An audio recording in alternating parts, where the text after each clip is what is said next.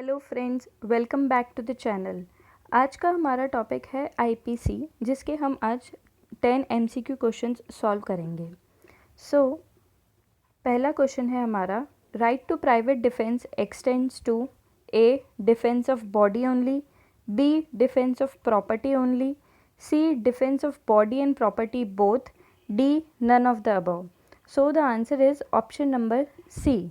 Section 97 जो है वो बताता है कि प्राइवेट डिफेंस जो है ना ही सिर्फ बॉडी के अगेंस्ट होता है बट प्रॉपर्टी दोनों के अगेंस्ट होता है। Next, which of the following is not designated as grievous hurt?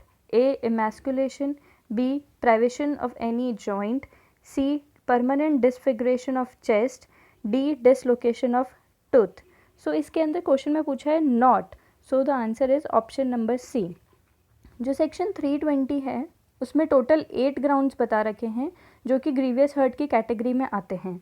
उसका 6th पॉइंट जो है वो हमको बताता है परमानेंट डिसफिगरेशन ऑफ फेस और चेस्ट, फेस और head, but does not cover chest, therefore the answer is option C. Question 3, dowry death is an offence under section 304A, section 304, section 304B, section 303। So the answer is option number C. IPC में mostly हमें direct section number के भी questions आते हैं। Question 4, women denotes female human being of a 16 years of age and above, B 18 years of age and above, C 21 years of age and above, D any of age। So the answer is option D. Section 10 है वो definition देता है main और women की, उसमें directly यही लिखा हुआ है, women denotes female human being of any as. Next, A instigate B to burn Z house, B set fire to the house and at the same time B commits theft to the property there। A is guilty of A abating the theft, B abating the burning of house, C abating the theft and burning, D A is not guilty because offense was committed by B। So the answer is option number B, because ये हमारा section 111 का second example है। So the answer is option B. 6th, which is not the ingredient of offence of dowry and death? A unnatural death, B death within 7 years of marriage, C women was subjected to cruelty और harassment by her husband और any other person, D cruelty or harassment with women should be in connection with demand of dowry।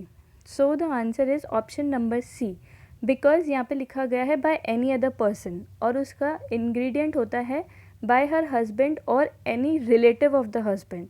So the answer is option number C। Question number 7, preparation of which offence is punishable under IPC? A theft, B extortion, C robbery, D dacoity। So the answer is option number D।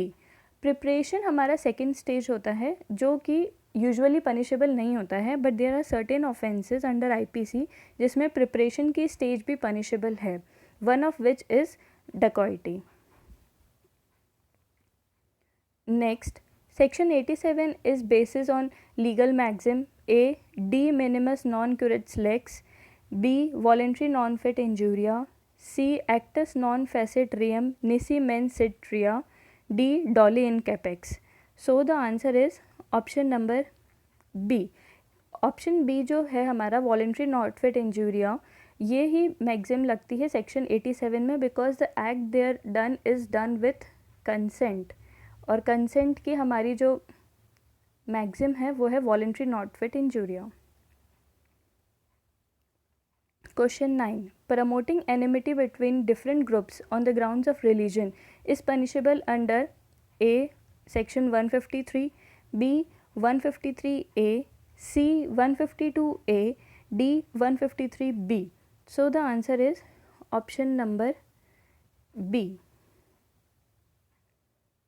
Next and the last question, Robbery is an aggravated form of only theft, only extortion, either theft and extortion or none of the above. So the answer is option number C. जो section 390 है वो ही खुद बता देता है कि robbery जो है वो एग्रीवेटेड फॉर्म ईदर थेफ्ट और एक्सटॉर्शन का है. So thank you guys, I hope you like the video. अगर आपका कोई सजेशन है तो उसे कमेंट बॉक्स में ज़रूर बताइएगा और प्लीज़ बेल आइकन को क्लिक करके इस वीडियो को लाइक, सब्सक्राइब और शेयर कीजिएगा. Thank you.